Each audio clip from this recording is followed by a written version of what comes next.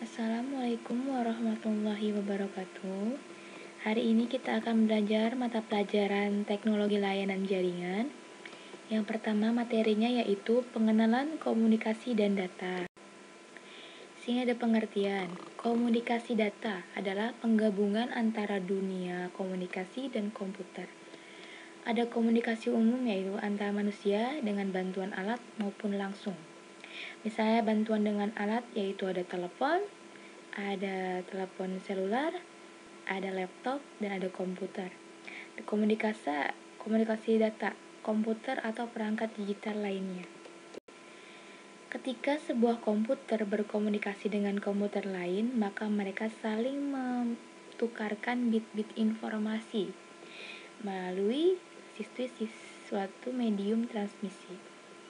Hal ini dilakukan dengan relatif mudah bila mereka berada di dalam ruangan atau gedung yang sama. Jika jarak antara mereka semakin jauh, maka diperlukan sebuah jaringan telekomunikasi yang menyediakan kanal komunikasi end-to-end. Di sini, komunikasi data antar komputer dapat dilakukan dengan beberapa cara. Beberapa di antaranya akan kita bahas saat ini. Di sini ada komunikasi data serial. Jika hanya ada satu kanal komunikasi yang tersedia, maka kita bisa mengirimkan data yang terdiri dari lebih satu bit. Maka kita mengirimkan data secara serial. Jadi, seperti ini. Ada DTE, Data Terminal Equipment, for example, PC. Ini adalah sebuah komputer. Dan ini DCE, Data Equipment. Pada garis ini adalah pengiriman data. Dan ini gelombang yang selanjutnya adalah Telecommunication Network. Itu adalah sebuah jaringan yang menerima data tersebut. Seperti itu. Di sini ada komunikasi data paralel.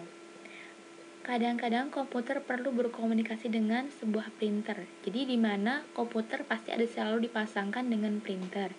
Pada kasus ini kita bisa menggunakan komunikasi paralel.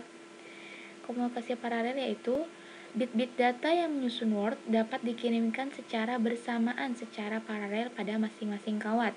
Transmisi data paralel bisa lebih cepat daripada transmisi data serial. Gambarnya. Di sini adalah komputer dan di sini ada gelombang yang mengirimkan komunikasi data paralel dan printer ini langsung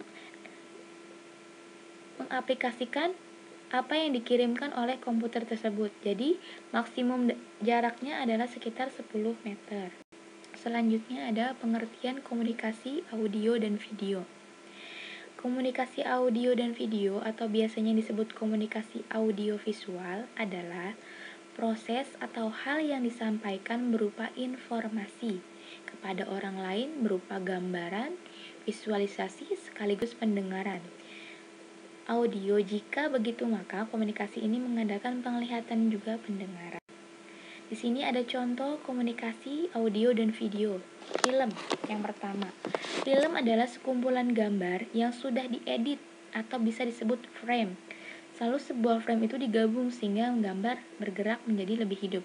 Seperti kita tahu pada gambar film kartun, sebenarnya itu kartun itu adalah hanya gambar. Tapi ketika gambar itu disatukan, digerakkan, maka akan menjadi sebuah gerakan.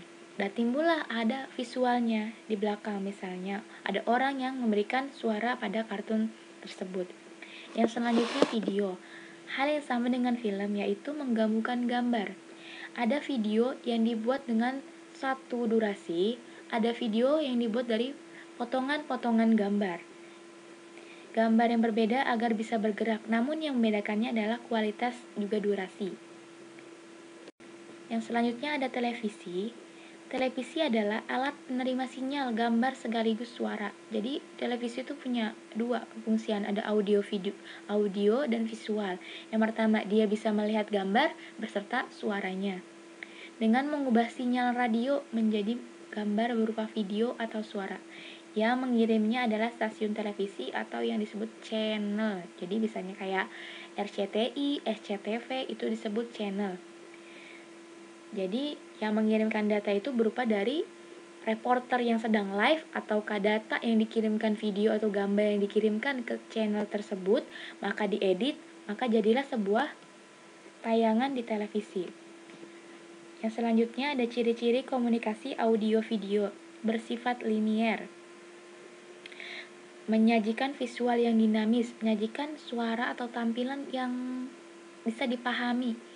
Yang ketiga, digunakan dengan cara yang telah ditetapkan sebelumnya oleh perancang dan pembuatnya. Jadi sebelum membuatnya itu kita harus punya perencanaan dulu, atau mau seperti apakah yang kita gunakan ini, video apa, visual apa yang cocok, seperti itu. Yang selanjutnya merupakan representasi fisik dari gagasan real atau gagasan abstrak. Ini berikut adalah contoh komunikasi audio video.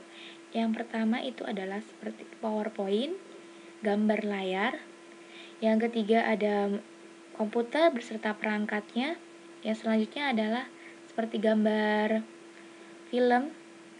Kalau kita pernah ke bioskop, ke belakangnya itu ada pemutaran film, itu kaset namanya ya.